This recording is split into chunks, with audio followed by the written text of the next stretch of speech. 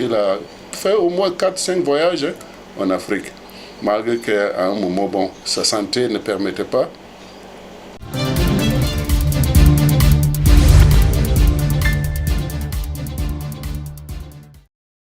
C'est désormais un secret de Polichinelle. Le pape François s'est éteint ce lundi 21 avril à l'âge de 88 ans. Il était apparu très affaibli, mais s'était offert un dernier bain de foule au milieu de nombreux fidèles à l'occasion de la célébration de la Pâque. Premier pape d'Amérique latine, homme de foi, de paix et de simplicité, il laisse derrière lui un héritage immense. C'est avec une grande tristesse et consternation que de nombreux fidèles ont appris sa disparition. J'étais très triste parce que c'est un pape que j'aimais beaucoup, d'autant plus que la veille, le jour de Pâques, il est sorti et il a parlé, même s'il parlait difficilement, mais on ne s'entendait pas que déjà le lendemain matin, il soit parti. Donc j'étais très touché, très ému d'attendre qu'il était décédé. C'est une triste nouvelle puisque c'est une séparation, mais aussi c'est un moment qui ravive notre foi. Au regard de ce qui s'est passé, l'amour qu'il a manifesté jusqu'au bout, il n'avait plus de force, mais il a tout donné.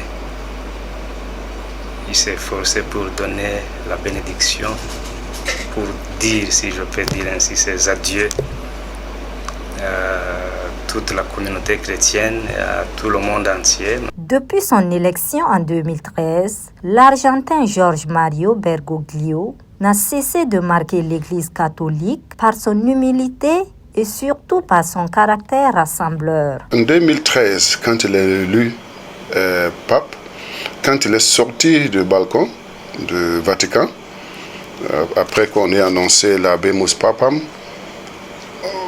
j'ai regardé la télévision en direct et je m'attendais que ce soit un pape qui va dire « mettez-vous à genoux, je veux vous bénir ». Mais c'est plutôt quand il est sorti, il a dit « frères et sœurs, priez pour moi ». Il montre déjà le ton de l'humilité du pape. Sa papeté était pleine d'humilité. Il était reconnu comme un homme de paix, prônant la réconciliation et le dialogue partout où il passait. Il aime beaucoup le dialogue interreligieux. Il a visité même les mosquées. Et voilà, plusieurs fois, il ne faisait pas de discrimination entre chrétiens et musulmans. Je vois encore quand il est allé au Centrafrique, dans le Papa mobile, il y avait un évêque et un imam. Pour circuler, ce qui montrait que nous sommes un, qu'on peut se pardonner, on peut s'entendre. Il portait une attention particulière à l'Afrique, en témoignent les 10 pays africains qu'il aura visités au cours de ces 12 années pontificales. Il a fait au moins 4-5 voyages en Afrique, malgré qu'à un moment, sa santé ne permettait pas. Mais là où il y avait des problèmes, il s'y allait. Il est allé au Congo, il est allé au Sud-Soudan, et beaucoup d'autres endroits. Et les immigrés. Je pense que le premier voyage qu'il a fait, après être nommé élu pape, était d'aller visiter les immigrés. Et c'est vraiment, ça donne aussi le ton de quelqu'un qui a au cœur les souffrances humaines. Les souffrances humaines. Il ne veut pas que les Africains meurent dans l'océan. Voilà ce qu'elle a dit. Qu'est-ce qu'on peut faire pour que les Africains ne meurent plus dans l'océan? Voilà. Il a fait beaucoup de choses.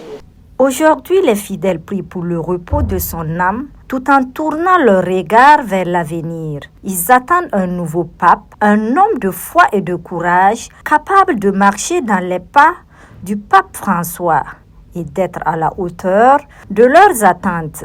Un guide spirituel qui continuera de porter haut les valeurs d'amour, de justice et de paix que son prédécesseur a sémées avec tant d'humilité.